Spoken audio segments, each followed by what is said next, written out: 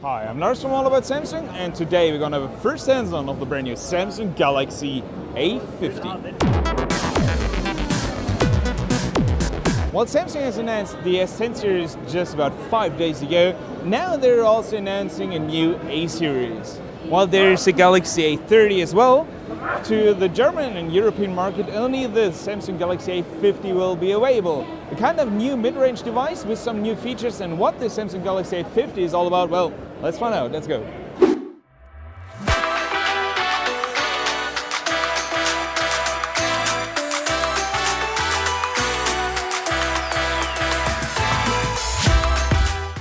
Visually, the Samsung Galaxy A50 is definitely something special. A 6.4-inch Full HD Plus S AMOLED Infinity U display with a resolution of 2340 by 1080 pixels sits on the front. Infinity U because Samsung uses a small semicircle notch within the front camera is placed. This has a full 25 megapixels but no autofocus system. Otherwise, a relatively wide chin below the display is noticeable on the front. What a shame, it could have been thinner than that. If you turn the A50, you can see the pretty good looking back. Altogether, there will be 4 color options. Here I got 3 of them. White, black, blue and coral will be available, whereby the colors will be spiced up clearly by a rainbow effect. At first and second glance, I thought there would be just fancy glass backs. In fact, Samsung calls the bag 3D Glastic in the US, and in fact it's just extremely high quality plastic. Otherwise, there is a triple camera on the back, 25 megapixels with an aperture of f1.7 and an 8 megapixel ultra wide angle camera plus a 5 megapixel camera for depth information. If you rotate the device, there is a relatively thin housing as Samsung rounds off the back. Under the hood of the 7.7mm thin Samsung Galaxy A50 there is a 4000 mAh battery, which doesn't offer wireless charging, but at least wired fast charging. Otherwise, it's noticeable that Samsung doesn't give the A50 a fingerprint sensor in the back, as in earlier A-series devices, nor in the power button, as on the Samsung Galaxy S10e. This is located on the front, underneath the display. However, it's not an ultrasonic sensor like on the flagship S-series, but an optical sensor, which works well though. Otherwise, there is an Exynos 9610 Octa under the hood, a relatively strong middle-class SoC from Samsung. There are also 4 or 6 GB of RAM and 64 or 120 GB of internal memory, depending on the market.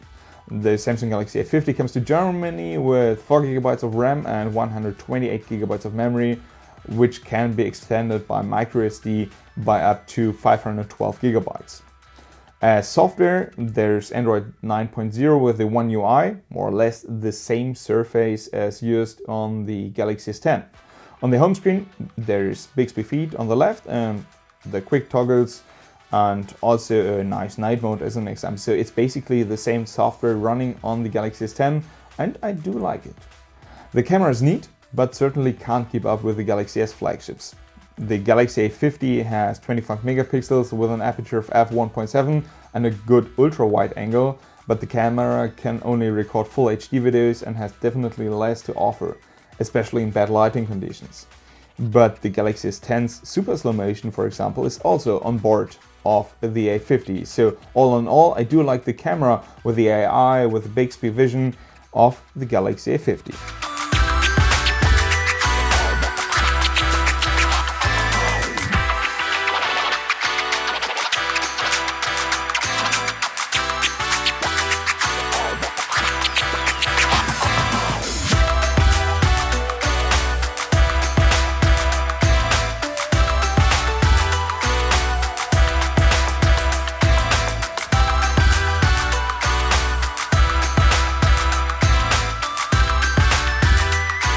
So this was the first hands-on of the brand new Samsung Galaxy A50, and I have to say I really do like that color option, but the other ones are nice as well. A fun thing is that Samsung is calling, at least in the English version, the backside Glastic. So it's plastic, but I have to say, on first sight, I thought it would be glass. In fact, it's plastic, but it's very worthy. And everything else, well, it's a nice mid-range device. With the new Infinity U drop, it's a new display design, and the rest of the device is nice as well. So I hope you liked the first hands-on. If you have any questions regarding the Samsung Galaxy A50, just let me know below in the comments. For the moment, thanks for watching. I'm Lars, I'm all about Samsung. See you next time. Bye.